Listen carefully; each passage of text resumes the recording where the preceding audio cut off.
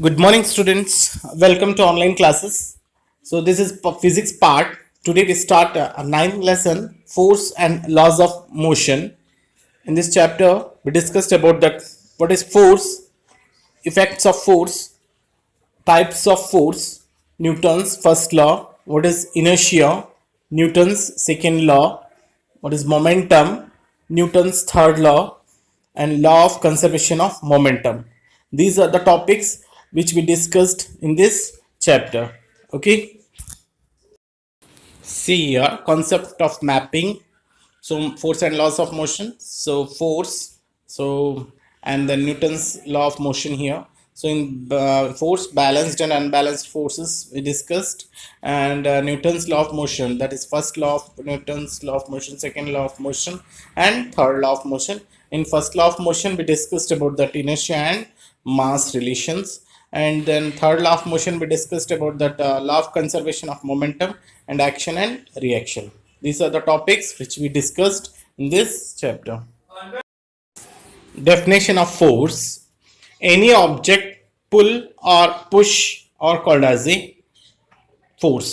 So हम कोई भी ऑब्जेक्ट को या तो पुश कर रहे हैं या तो पुल कर रहे हैं कोई भी वर्क करने के लिए, so that is called as a force. Example, to open a door, हम एक ओपन कर रहे हैं डोर को, सो या तो क्या करेंगे उसमें, इधर वी पुल और पुश इट, या तो उसको पुल करेंगे या तो हम पुश करेंगे. A drawer is pulled to open, push to close. A drawer है तो या तो उसको हम पुल करेंगे ओपन करने के लिए या पुश करेंगे क्लोज करने के लिए. This is the example of force and definition. Now we discuss effect of force. Effect of force, देखो first point, force can move a stationary body और ऑब्जेक्ट. कोई भी ऑब्जेक्ट है स्टेशनरी है यानी रुका हुआ है, सो उसको हम मूविंग में ला सकते हैं. कैसे? by applying force. Say for example, a football can be said to move by kicking. So football रुका हुआ है, उसको किक करेंगे तो क्या होगा, मूविंग होगा. क्यों मूविंग हो रहा है? by applying a force. Second है, force can stop a moving body. एक कोई भी ऑब्जेक्ट मूव हो रहा है उसको फोर्स अप्लाई करते हुए उसको हम स्टॉप कर सकते हैं. सो हम एक कोई भी व्हीकल से रनिंग में है, हम सडनली ब्रेक्स अप्लाई करेंगे तो क्या हो जाएगा, वो स्टॉप हो जाएगा. सो this is also the effect of force. Okay, third is force can change the direction of moving object. Force से डायरेक्शन भी चेंज कर सकते हैं एक मूविंग ऑब्जेक्ट का. से फॉर एग्जांपल है, स्टेयरिंग होता है कोई भी व्हीकल का, हम उसको रोटेट करेंगे तो डायरेक्शन क्या हो जाएगा, उसका व्हीकल का चेंज हो जाएगा. क्यों हो रहा है? By applying a force. Okay, fourth point है, force can be change the speed of a moving body. So कोई भी, जैसे फॉर एग्जांपल फुटबॉल धीरे धीरे लेके जा रहे हैं, हम सडनली उसमें और भी फोर्स अप्लाई करेंगे तो वो क्या हो जाएगा, it increases the moving state. Okay, so suddenly moving होने और भी स्पीड में रनिंग होने लग जाएगा फिर वो बॉल है. सो एग्जांपल व्हीकल का भी है, सो ज़्यादा एक्सेलरेटर देंगे तो ज़्यादा स्पीडली मूविंग होने लग जाएगा फिर वो इस तरह से. So this is due to that force. The fifth है, force can change the shape and size of an object. Force हम shape and size का object का change कर सकता है. Say for example by hammering, को हम कोई भी object को hammer लेके उसको beat करते जाएंगे तो फिर वो क्या हो जाएगा, चेंज हो जाएगा, उसका शेप और साइज भी चेंज हो जाएगा फिर. ओके, सो मेटल है देखो थिन शीट में कन्वर्ट हो जाता है, और स्टोन क्या हो जाएगा, ए बिग स्टोन से स्मॉल पेबल्स में कन्वर्ट हो जाएगा. So how it is possible, bye applying a force.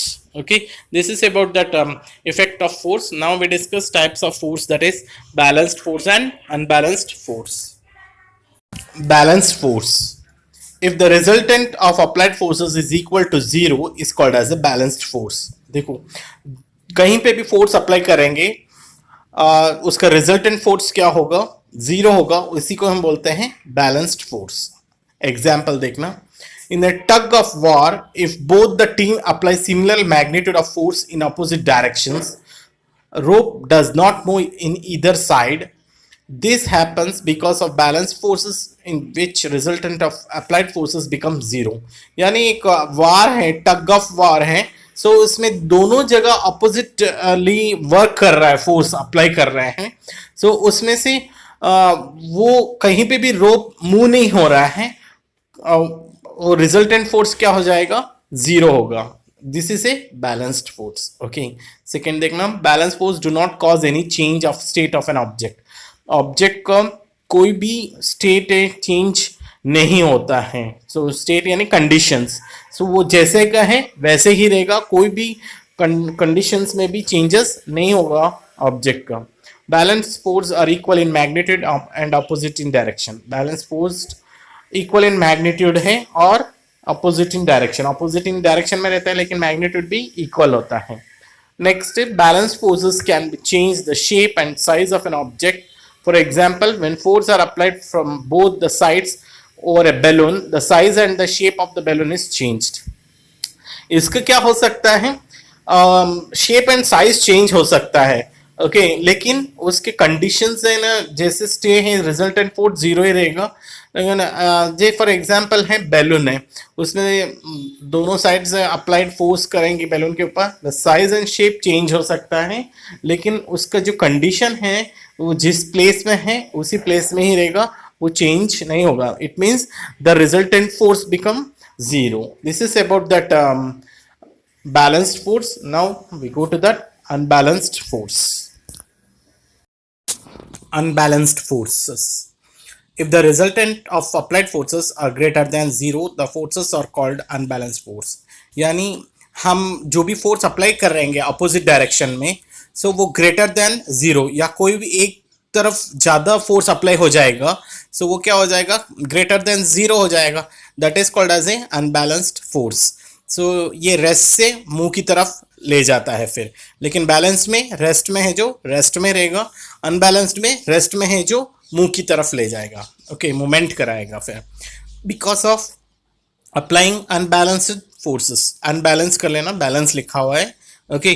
So unbalanced force can do the following. क्या कर सकता है unbalanced force, move a stationary object, एक स्टेशनरी ऑब्जेक्ट को मूव करा सकता है. Increasing speed of a moving object, so एक कोई ऑलरेडी मूव में है उसको और थोड़ा अप्लाई करेंगे फोर्स, तो और भी उसका स्पीड को क्या कर सकते हैं, इंक्रीज कर सकते हैं. और decreasing the speed of a moving object, so अगर स्पीड में जा रहा है तो उसको हम डिक्रीज भी कर सकते हैं उसको स्पीड को फिर by applying unbalanced forces. So stop a moving object, अगर मूव हो रहा है ऑब्जेक्ट को उसको स्टॉप भी कर सकते हैं. सो नेक्स्ट है change the shape and size of an object. हम उसको ऑब्जेक्ट का शेप एंड साइज भी चेंज कर सकते हैं by applying unbalanced forces. Okay, this is about that balanced and unbalanced forces. Now, laws of motion. Galileo Galilei first of all said that objects move with a constant speed when no forces act on them. This means if an object is moving on a frictionless path and no other force is acting upon it, the object would be moving forever. That is, there is a no unbalanced force working on that object. Means सबसे पहले Galileo Galilei ने बताया था laws of motion. सो क्या बोल के बताया, कोई भी ऑब्जेक्ट है कांस्टेंट स्पीड में मूव होता रहता है, यानी कंटिन्यूसली मूव होता रहता है कांस्टेंट स्पीड में. यानी कांस्टेंट मीन्स ना इंक्रीज होगा स्पीड, मतलब ना डिक्रीज होगा स्पीड, ओके. सो कब ऐसा होगा, when no force acting on them, जब उसके ऊपर फोर्स एक्ट नहीं होगा तभी पॉसिबल है कि ऑब्जेक्ट एक कांस्टेंट स्पीड में मूव होगा फिर, ओके. कब इसका मतलब क्या है, इसके मतलब है moving on A frictionless path, एक फ्रिक्शनलेस पाथ में मूव होना चाहिए और कोई भी फोर्स उसके ऊपर अप्लाई नहीं होना चाहिए फिर, ओके. फॉर एवर, कभी भी नहीं, मूविंग ऑब्जेक्ट के ऊपर कोई भी फ्रिक्शनलेस पाथ होना चाहिए और कोई भी फोर्स अप्लाई नहीं करेंगे तो फॉर एवर उसमें नो अनबैलेंस फोर्स वर्क करेगा, तो वो हमेशा वो ऑब्जेक्ट क्या होगा, एक कांस्टेंट स्पीड में मूव होता रहेगा फिर। ओके, नेक्स्ट है but practically it is not possible. ये प्रैक्टिकली पॉसिबल नहीं है क्योंकि कहीं पे भी जाओ फोर्स अप्लाई होते होता है। जैसे हम बाहर एटमॉस्फेयर में भी देखेंगे तो फोर्स होता है, एयर का फोर्स होता है, तो उसमें भी कुछ चेंजेस हो जाता है मूव का फिर। Okay, so because to attain that condition of zero unbalanced force is impossible। अगर इस कंडीशन को रखने के लिए, बराबर रखने के लिए अनबैलेंस फोर्स इज इम्पॉसिबल, वो अनबैलेंस फोर्स को इम्पॉसिबल है फिर। Force of friction, force of air and many other forces are always acting upon them an object. मतलब कोई ना कोई फोर्स अप्लाई होता रहता है, जैसे फोर्स ऑफ फ्रिक्शन रहने दो या फोर्स ऑफ एयर रहने दो, कोई ना कोई फोर्स अप्लाई होता ही रहता है, इसीलिए ये पॉसिबल नहीं है फिर प्रैक्टिकली। ओके, जो एक कोई भी ऑब्जेक्ट मूव एक कांस्टेंट स्पीड में होने के लिए फिर। Now we go to the Newton's law of motion. So Newton studied the ideas of Galileo and gave the three laws of motion. These laws are known as Newton's law of motion. So ये सारा idea दिया था जो Galileo Galilei, तो ये Newton उनका idea, उसको ideas देखा, गैलीलियो गैलीली का स्टडी किया उन्होंने न्यूटन्स को, थ्री लॉज ऑफ मोशन बनाया। सो उस लॉज ऑफ मोशन को उन्होंने क्या नाम दिया? Newton's laws of motion. So देखो Newton's first law of motion, इसको हम लॉ ऑफ इनर्शिया भी बोलते हैं। Any object remains in the state of rest और in a uniform motion along a straight line until it is compelled to change the state by applying external force। ये है first law of motion का statement. Explanation देखना, if an object is the state of rest, then it will remain in rest until a external force is applied to change its state. Similarly, an object will remain in a motion until any external force is applied over it to change its state. This means all objects resist to in changing their state. The state of any object can be changed by applying external forces only। देखो statement लिखना है तो वो दो line ऊपर वाला ही लिखना है। इसको समझाने के लिए एक्सप्लेनेशन नहीं पूछेंगे, ओनली स्टेटमेंट आपको याद रखना है। इसका एक्सप्लेनेशन क्या बता रहा है? कोई भी ऑब्जेक्ट अगर रेस्ट में है, उसके कंडीशन वो रेस्ट में ही रहना चाहता है, फिर कब वो चेंज हो सकता है उसके कंडीशन?